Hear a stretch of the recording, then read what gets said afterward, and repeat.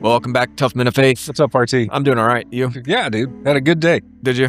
When you run into people you haven't seen in a while, like people that used to be, you'd be like, really tight with or something. And Yeah. it just kind of sets the precedence of the day. Like it's just, I don't know. I saw some friends this morning, some of the Amish guys that I used to work with.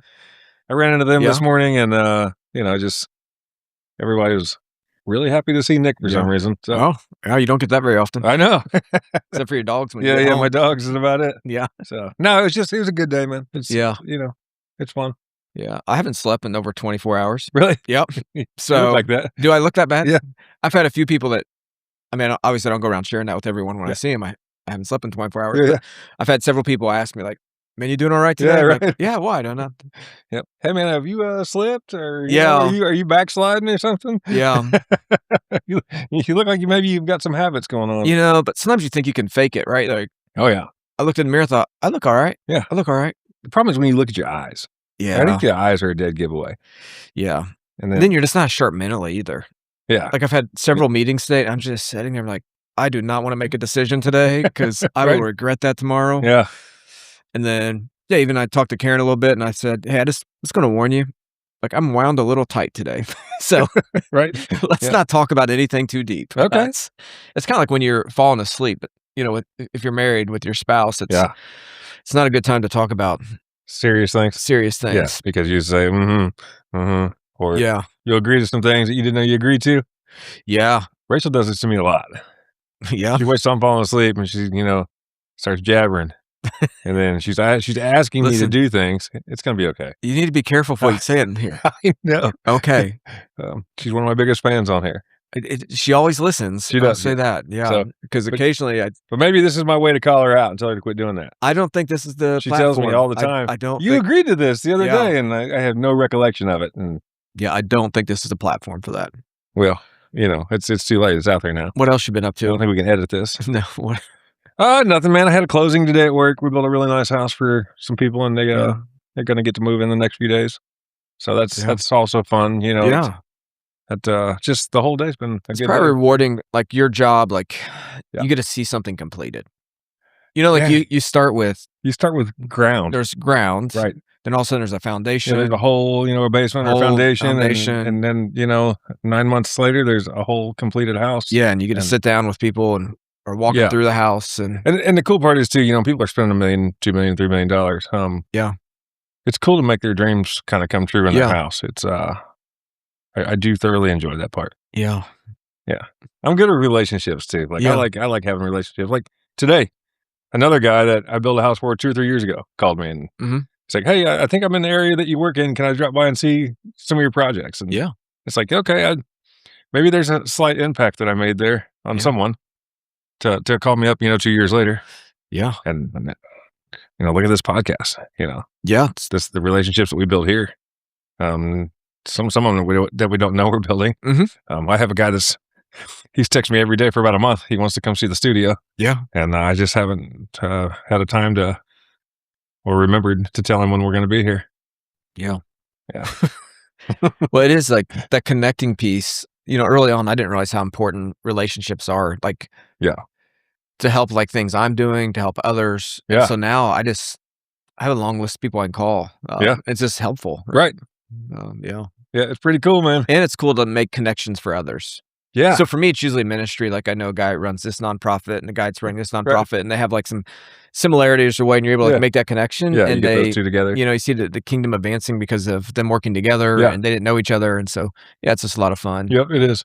I enjoy that part. Yeah. So I think it's part of getting older. What's that? It's probably part of getting older. Yeah, yeah, maybe, but I don't know. I enjoy the relationship part of my job and my life and this podcast, and it's been a lot of fun. Do you know any master turkey hunters? That's who I need to talk to. All the people that I hunt with, they're like, we don't turkey hunt. Yeah. Why? And they just say that it's hard or, it sucks and it's not a butterball and, it's getting me. I don't know. I think I'm dragging you along. I think we're going to try this, right? I've been out 3 times scouting now. So, okay. Yeah. How do you scout for turkeys? I don't know. Like I honestly, I just you're like looking for feathers or no. Well, I'm sure there's someone's watching that's going to think that there's no way this guy's getting a turkey this year, which may be true. Yeah. I've heard that. True. It's a tough deal your first year. I went and bought some turkey shot the other day, for it. And the gun I'm using is a shotgun I got when I was 15 years old. That's all rusted up, but a buddy of ours cleaned it up for me. Okay. So no one has any hope of me getting a turkey with it. I know that. Right. I know that. But I went, bought some buckshot or whatever. Yeah, turkey shot. Turkey shot. Yeah. So I was talking to the guy who sold it to me, and he's telling me that, there's different ways you can he's telling me that he knows a guy that actually goes after the turkeys. Okay. You just don't sit, which is my kind of hunting, moving constantly. But they do fly. They fly. They can see really well. What's that? Yeah, they can see really well. And then I guess you can look for their tracks. Really? I didn't see any. What's a turkey track look like? I think it'd be I don't know. I found deer tracks everywhere. See? Deer tracks I can find. I saw one. Yeah. Where we're hunting at. Maybe you should look for their scat. Yeah, I looked for that. Okay. I've been trying to do some research so I make sure I shoot the right kind. Yeah, I think it's very complicated. You can't shoot a hen. I can't see well to start with. And so they're saying you gotta look for the bearded one. I'm like, man, I hope I can tell that. Right. Yeah. And then here's the other thing about my turkey hunt is that opening day. All right, so opening day, I fly out to Germany that day. Oh, okay, gotcha. But I'm in Germany for a while. So luckily the place that you hunt doesn't seem to have a lot of pressure. No, I don't think there's a lot of pressure. The turkeys won't know that they're in season when you get back. I don't know. I'm gonna have a lot of time when I get back. So I'm going opening day. So I'm gonna go that morning, and then just go straight to the airport. So if I get one, so there's this thing, right? You need to make sure you wash your hands really well.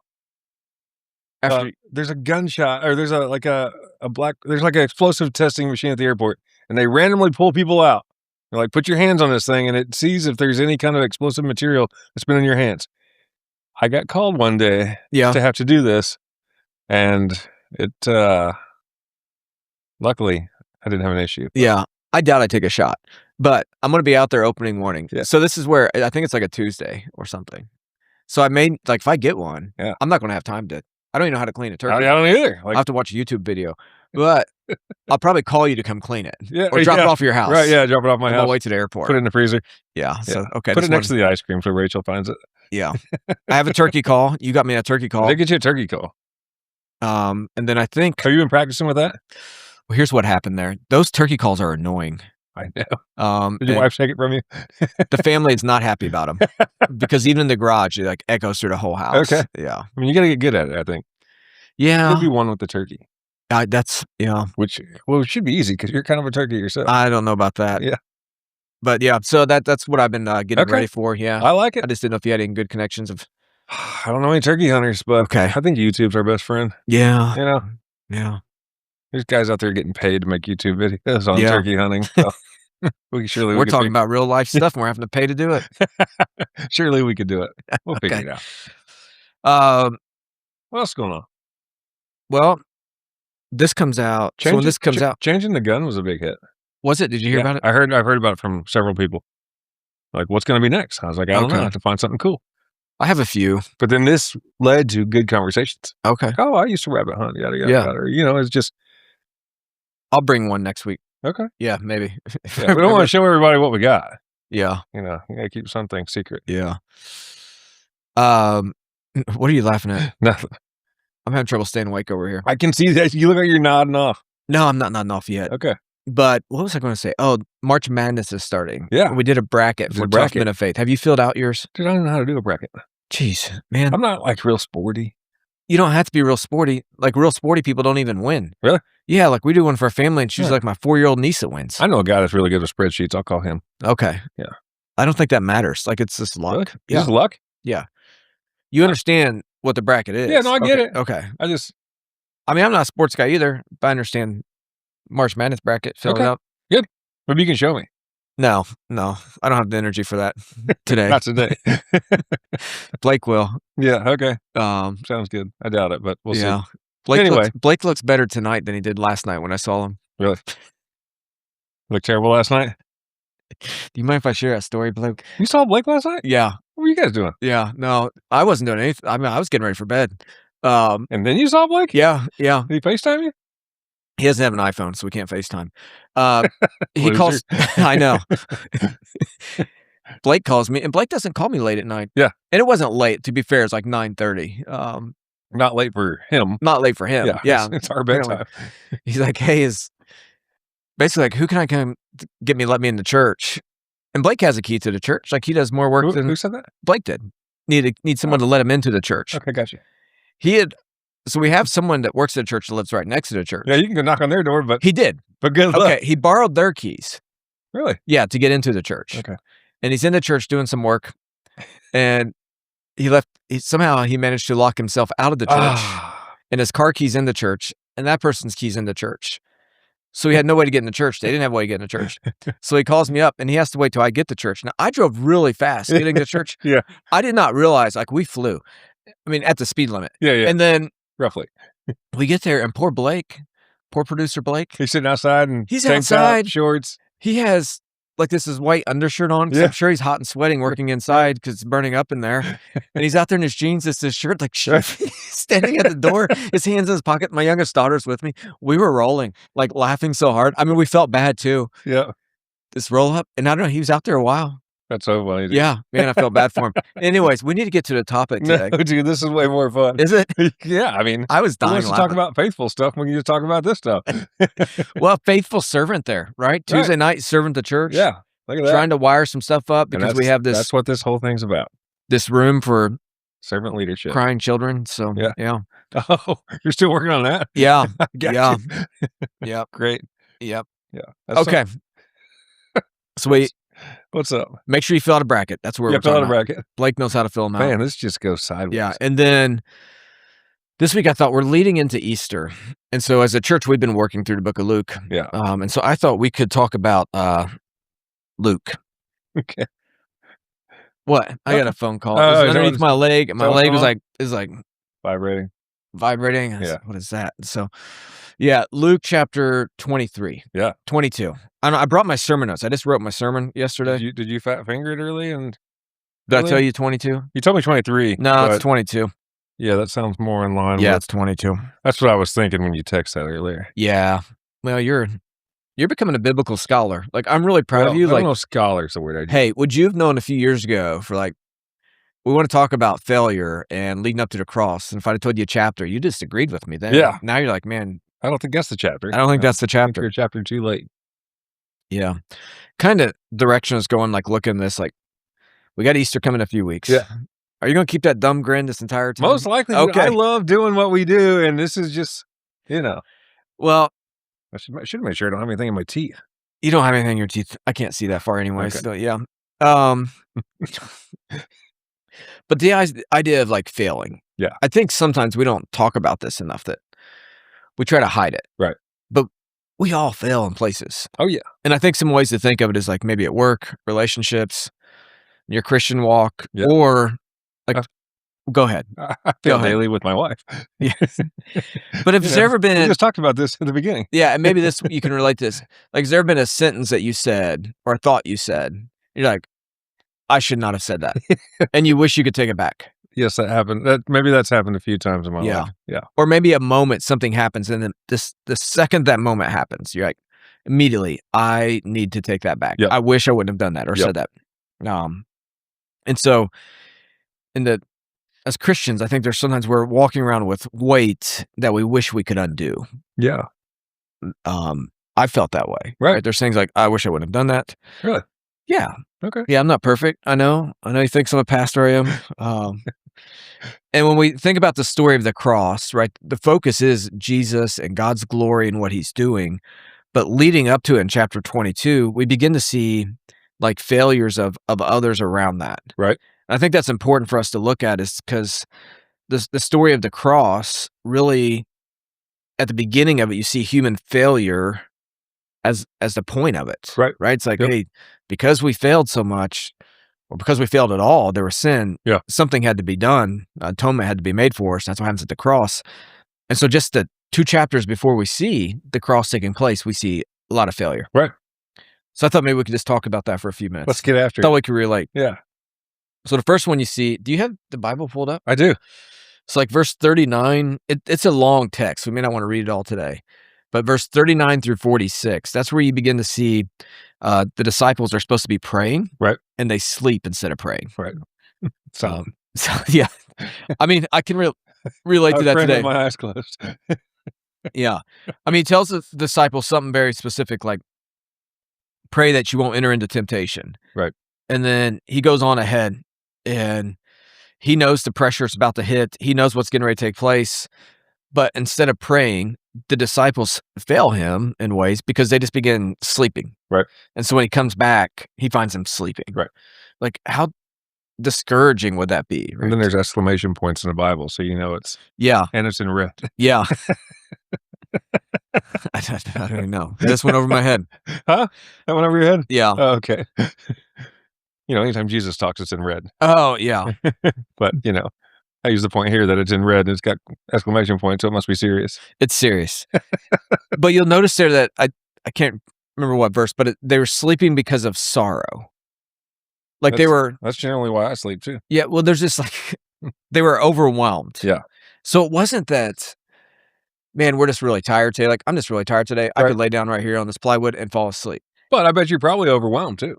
Yeah, that you got could a lot be of stuff going on in life. Oh. But with them, I think definitely there's like, hey, they were overwhelmed. Yeah. And so I think it's the thought that they're just shutting down. Right. So it's a very human thing to do. Yeah. So sometimes when life gets overwhelming, we don't respond with strength, but rather we respond with, we're going to withdraw. Yeah, we were shut down. And just shut down. Yeah. And so that's what they hear. Or we get numb. Right. Or we disengage. Right. And I think this is a big thing for men. Yeah. Right? World's getting too overwhelming here. Yep.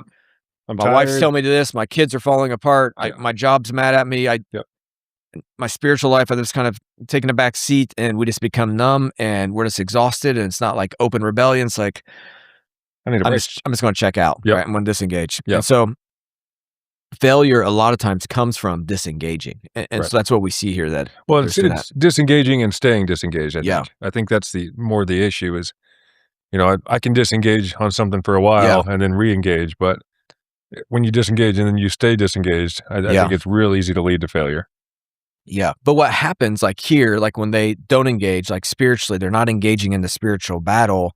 It makes others around them, right, almost vulnerable as men. Right. Like if we don't do that. So in the military, when you're out on a patrol or your unit's out, someone's always like awake. Yeah. Right. So there's always a couple of like, hey, it's your turn to be awake. And then 2 hours later, an hour later, whatever the time is, like you go and you wake someone else up and then they are awake. They stay awake. So what you hope is that when you go out and to wake someone, you find the guy who's supposed to be watching sleeping. Yeah. It's not good for that guy. Talking about sleeping, I'm over here yawning. Because then everyone's vulnerable because he was supposed to be awake. So as men, like we should be spiritually awake. Well, and engaged. Look too why Jesus was upset. I mean, he knows what's coming. Yeah. He's telling his disciples to pray. Yeah. And then he comes back and he more or less catches them sleeping. It'd be hard not to be upset. Yeah. Not only, hey guys, do I need your support, but I also need you to be praying for yourselves to not fall into temptation. Yeah. And so that temptation, right? Right. When I'm not here to stop you. It's going to come. Right. Right. And you need to be spiritually ready. So for us as men, like I think that's what we need to see. Like, hey, that temptation is going to come. Right. And we need to be spiritually ready to fight for our families, our communities, our churches, those around us. What's like you I forget where it was Luke 21 or Luke 22 where you were preaching and you were like, you need to be spiritually sober. Yeah. You need to be sober minded and you need to be ready for when these temptations do come, that you're prepared for it and can deal with them accordingly. Yeah. And not off in the mind. Yep. Yeah. So we see the disciples, the failure of them there falling asleep. And then if you continue on in this chapter, you see Peter. Right. Now, Peter's the bold one. In fact, that night, he's going to tell them, like, Lord, I'm ready to go to prison for you, and I'm ready to die for you, right? And so, like, he's the guy you want on your team, right? He's the one who's like, let's throw down. He gets his sword out. Right. He's ready. He's ready to go. That's the guy that's always pushing you forward. Yeah, and then now you find Peter in the courtyard, and he denies Jesus, right? 3 times. 3 times. He fails. And so the last time, it's like a servant girl, and aren't you once with him? And he's like cursing, like, no, that's not me. I don't know that guy. Yeah, I don't know that guy. I don't know him. So, and then, Luke there records that Lord Jesus turned and looked at Peter. I can't imagine like the eyes when they Right. connect. Right. And, Ugh. you hear the rooster, and you just gotta the disappointment there, Well, I right? And mean, so, think like about it like, when we were growing up and our fathers, yeah, and think of the look. yeah, I mean, how many kids just know the look yeah, and, to get that from your heavenly Father yeah. would be, Yeah, kids a know that lot moment. tougher. You probably know that moment, like, you played sports, maybe you've seen the look of disappointment, Yeah, from a coach or maybe a boss. You instantly realize what you've done. right. And so that was Peter here. Yeah, And what's interesting, the biggest failure he had comes after his boldest moment. right. I mean, he was just, like, really bold when everything was pressing Yeah, in. he's gung ho. He's ready to go, and Lord, I will then die for you. I will go to jail for you. yeah, It's easy to say in the moment yeah, when the head guy's around and you're hyping him up, but, yeah, when you get alone, but I think that's how we do in life too is, yeah, we talk about this so much, but in a group of people, it's easy to be bold, yeah, or with a couple of guys, or with your family, it's easy to be bold, but yeah, man, once you get singled out, the devil yeah, singles you out. I know, and I fell too, yeah, by being singled out or letting myself become singled out, mhm, and, not relying on a group or not yeah, not being in good company. yeah, It's a whole lot easier to fall or to fail. yep. But then you think about Jesus' eyes looking at Peter, those same eyes are gonna restore Peter, Right. in a little bit, Yeah. right? So a lot of things are gonna happen, Right. but Peter's gonna be restored. So I think when Jesus looks at him, Jesus knows what's coming. Yeah. It's not a look of like, "I hate you. I never want anything to do with you." It's a look like, "Peter, I'm still gonna use you, Yeah, I you love know? you. I'm I still love gonna you." use you. I'm disappointed in you, So but I still there's love you. yeah. And then if you continue on through the chapter, you see, like, the religious crowd are hostile towards Jesus. Right.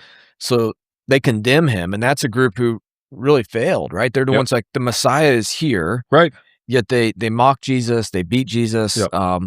that they're failing him, Yeah. right? So in this whole chapter, you see disciples, you see Peter, you see others who are failing him.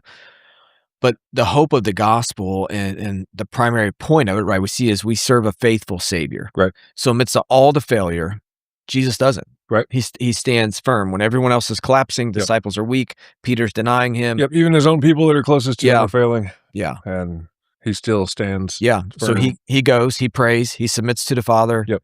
he tells the truth, he walks towards the cross, he willingly goes. And so we even see Jesus here earlier when Peter cuts off the dude's ear, Jesus restores it, right? Right. I mean, so he's like taking a totally different approach. Yeah. The last miracle, I think it'd be the last miracle before Jesus goes to the cross, is him healing a guy who's going to take him to the cross. Right.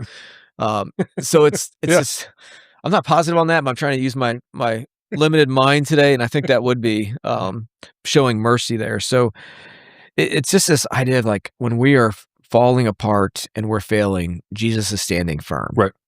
And I think that's important for us to remember because it would be easy for the disciples to think, man, just before he's crucified, he wanted me to pray for a little bit, and I just went out there and slept Right. several times. Right. When he's been there and he's done so much for me, and I just slept. Yep. Or Peter be like, man, I was going to do all this stuff for him, and then, man, I Yep. failed really bad. So Yep. now when we look at your life, right, or our lives, Yeah, like somebody's life. someone's life, not Yeah, not not necessarily your mine. life. Yeah. You're like, man, I thought I was gonna be a great husband, and Yep. then I neglected my spouse. I was angry. I struggled with greed. I struggled with pornography. I've Right. really failed. There's no way I can do this. And so what the cross does is it doesn't reveal how strong you are, but rather it reveals the faithfulness of Jesus. Right. And so you can look at it like, yeah, I'm pretty weak, right? Yeah. When you put those images in front of me, Yep. I'm probably gonna look at them longer than I should. Right. Or in temptation, I can get pretty angry, Yeah. or I can neglect things. And so it's showing how weak we are, but the cross is showing how faithful Jesus Right. is. And so Yeah, in he's this, he's the constant. he's the one, right? So when the But disciples sleep, he stands alone yep. and doesn't fail. But like I was saying earlier too, I mean, this, it goes back to our old point, but it's just, with a group of guys, it's a lot easier to be Yeah. bold, and Mhm. when you get singled out, it's a lot easier to fail. Yeah. And, I mean, look at Peter. Peter's great when he's with this group of guys, Yeah. but when he's singled out and he's by himself, it is easy to fail. Mhm. So, like I always go back to, I mean, find your group of guys. Yeah. Find your guys that are gonna, push you to be better. Yeah. Yeah, and I think part of that's like stop hiding, Right. right? So that's when I was like Yeah. working on this sermon, I thought, how do I conclude this? like going into the next chapter because we're preaching through chapters thought. Really what I see here is like we need to stop hiding and just come forward. Right. Knowing that we're going to be failures. Yeah. But that Jesus is the ultimate faithful one. Right. So when the religious leaders failed and everyone failed, it reminds me of Romans 5:8, while we're sinners, Christ died for us. So he died for us knowing our sin, we were sinning. And what we would do. And so when we've been trying to manage our failure, hide our failure, push it further down, act like it didn't happen, or just kind of hanging out and like, this is who I'm always going to be. Yeah. Jesus is here like, no, there's a path forward. Right. That's what the cross is for. So, and I agree with you. I think the group of guys, right, is the big thing there. Yeah. Like, do you have that? Stop hiding, come to him. Right.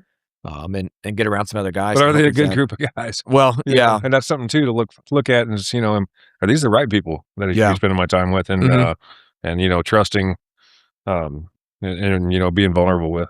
Yeah. Yeah. And the good news, like, we can go straight to the high priest, right? We can go straight to God. Yeah. Right? So if there's something you've been hiding, you can go straight to him. Right. You don't have to come to a pastor you don't need or a some pastor. others, right? You can go confess to him. You've sinned against him. You don't have to hide it. You don't have to minimize it. You don't have to fix it, right? You have to bring it to him. Yep. And so then he will restore you. He will use you. There's a plan for your life. So I think it's a good message for us, like leading into Easter. Yeah. Just to see like, hey, there's a purpose for your life. And God's not going to waste your pain or your failure. Yeah. So, yeah. I like it, dude. Do you like it? I do, yeah. Yeah. It's been on my heart lately. So yeah, you've been preaching about it lately. Well, it's just, I just see it like leading up to the cross, right? In a way that, we focus on Jesus events, which is the central thing we see there, but then there's these stories around it like, man, that guy really messed up. Yeah, Peter's the one that always gets me. He's like, he's the one that really messed up. Look at guys failing, and I mean, there's, it's been written about. This happens, and it will continue to happen. And we're always shocked. Right. Can't believe he did that. I'm like, he's a guy. Yeah. He's a sinner, Yeah. right? It's like, that's going to happen. It's or part of it. We try to act like, I think where we get in trouble is we act like we're so righteous that can never happen. Yeah, like we're better than that. Man, what I've learned in my life is that I'm capable of anything. I've sinned, but I'm not as bad as that guy. Yeah. But the truth is, like, when you read scripture, like, hey, have you thought about that? Right.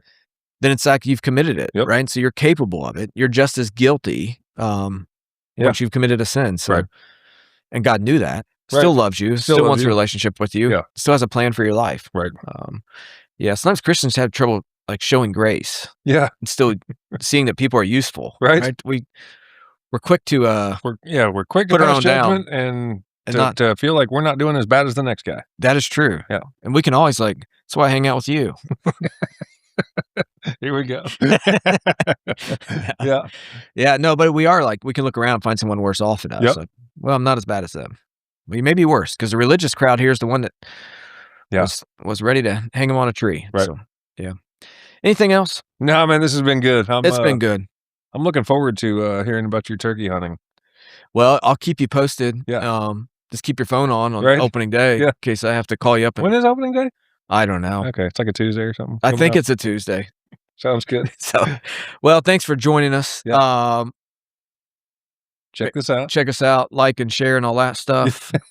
On all the socials, Blake puts up the thing on the bottom of the banner or something. Oh, right? perfect. Yeah. Yes, we don't have to say all of it anymore. Yeah. Well, some people listen, they don't watch. Oh, yeah. I've heard that lately. Yeah. Well, you would rather listen to us than watch us, right?